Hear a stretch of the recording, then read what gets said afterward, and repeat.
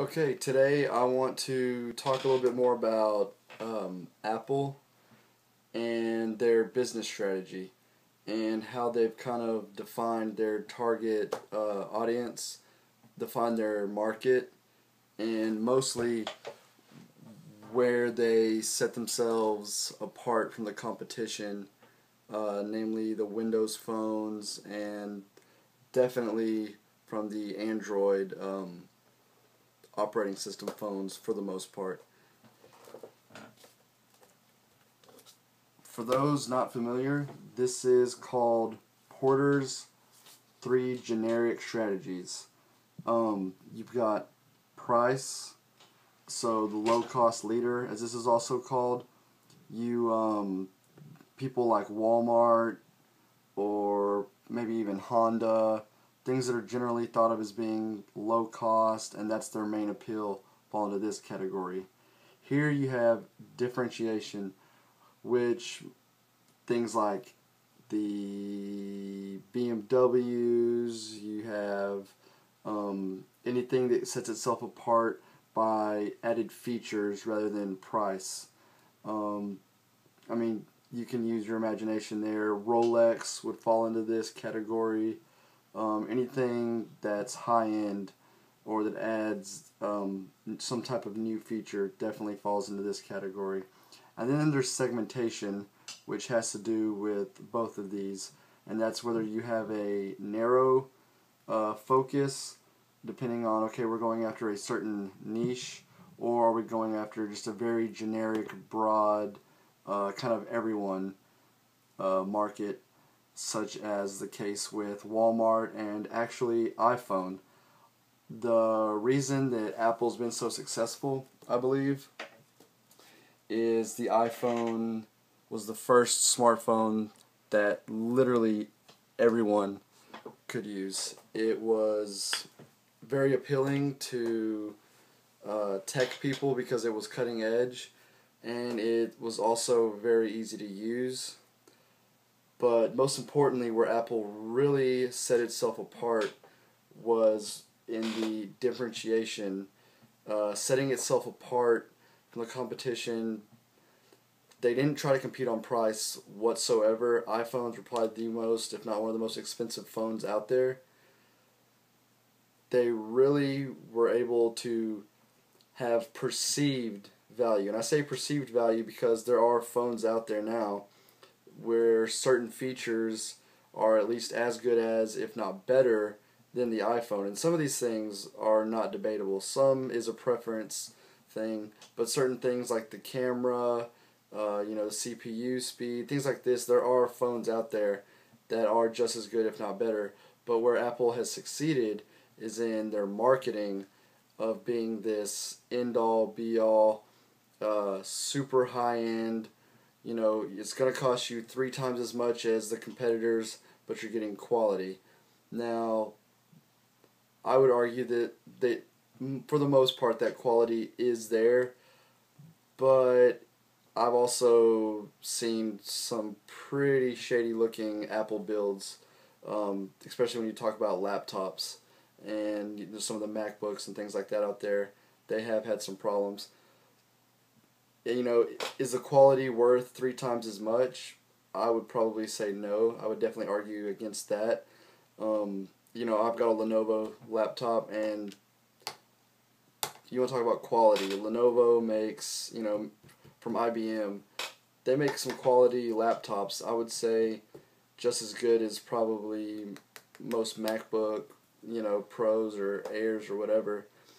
But, Lenovo doesn't have that brand. They don't have the Apple, when you think of Apple, you think of quality. When you think of Lenovo, most people just think of it's just another laptop or, just another tech manufacturer. They don't associate it with that quality. So that's the perceived value that Apple has been able to create. And that's really why they've been so successful, is because they've been able to charge, $1,000, $2,000 for a laptop, where you could go get, a Windows version, exact same laptop speed-wise, maybe even faster, for a third of the price, but people, it just doesn't have that perceived quality or the image of being not just quality, but also it's kind of the cool, dare I say, hipster movement. You know, it's the edgy, cool, you know, unmainstream laptop and cell phone, smartphone. They have that image going for them as well. So yeah, just when you're talking about the iPad, I have seen so many people rip the. I mean, I've seen a lot of good reviews about it, but I've also seen a lot of people compare this to the iPad, the Nexus 7. Fire it up so y'all can see that. This is an amazing tablet. I don't care what anyone says. Some people complain about the screen size. I think it's perfect. 7-inch form factor. I'm sold on it. I don't think that I would use anything.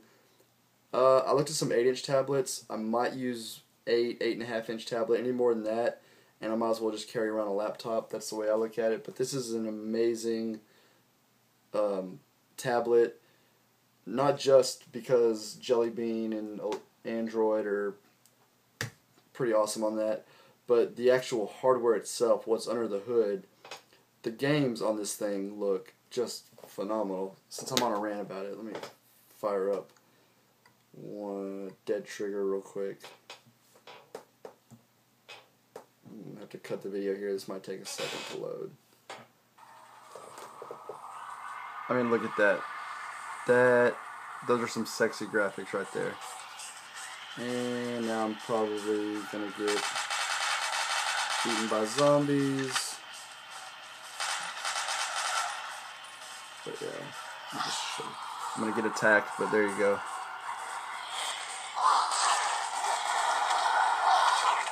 Look at those graphics.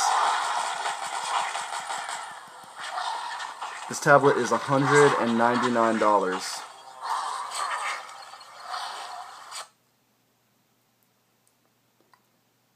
But yeah, that's just what I wanted, the point I wanted to prove. That tablet was $199.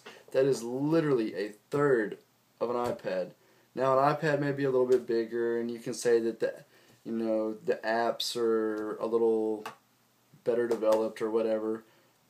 But is an iPad going to give you 3 times the value of this? If you really think about it, most people would probably say no, but Nexus doesn't have the perceived value that Apple has. They don't have that brand recognition that Apple has, and that is 90% of Apple's revenue stream. That's their key to success. They take technology that already exists, polish it up a little bit, they repackage it, put it together, and make it look a little bit shinier and neater, and then it's Apple, so everyone has to pay 3 times as much for it. Same way that people pay, twice as much for a Lexus. When is it really that much different from a Honda or an Accord? No, not really. Is it twice the car? Absolutely not. But people want that brand. They have to have the Apple logo on it, or it's not cool, it's not hip, it's not new, it's not quality. Which I've said, Apple products, for the most part, they do have a certain quality about them. You know that for the most part they're going to work alright, but still, $2,000 for a laptop? No sir. I'll stick with my $600 Lenovo with the i3. Works perfectly fine for me. But yeah, that's all I got for today. That's my little rant. I'm prepared for all the backlash from the Apple fanboys, even though I really don't think it's justified with this video, because I'm not saying that I don't think Apple is a good company. I'm just showing you what they've been able to do. I'm actually giving Apple credit here. They are geniuses for going by this model and going, look, we don't need to compete on price. If we can create a brand image where people think that it has value, whether that value is, whether that belief of the value from Apple is, wrong or right, true or false, well, that's up to debate. You could debate that all day. But the fact that they have created that perceived value, I mean, good for them. I'm not knocking them for that. That's smart business. But yeah. But anyways, I'm ready for the backlash. Probably gonna get some dislikes, but please subscribe. I will have more videos coming, and they will be better quality. And I am in the process of moving, so there's that also. And I won't be in this room that looks like a, I don't know, just a sketchy looking background here. For anybody who's noticed that I've been wearing the same shirt for the last couple of videos, it's not actually the same shirt, just to prove it to y'all. I went to the store and bought me a ton of these shirts. They're Columbia's, dry fit, they're awesome. I bought one, and it's nothing to do with technology, but on a side note, I went to the store, went to Academy, tried one out for 20 bucks, went home, put it on, and decided that I had to have at least 5 more because they're just the most comfortable shirts that you'll ever wear. They're perfect. I mean, they look good. You can wear them, out and about, or you can just, wear one for a lounge around the house, as I usually do. But yeah, that's all I got for today. Stay tuned for more. See ya.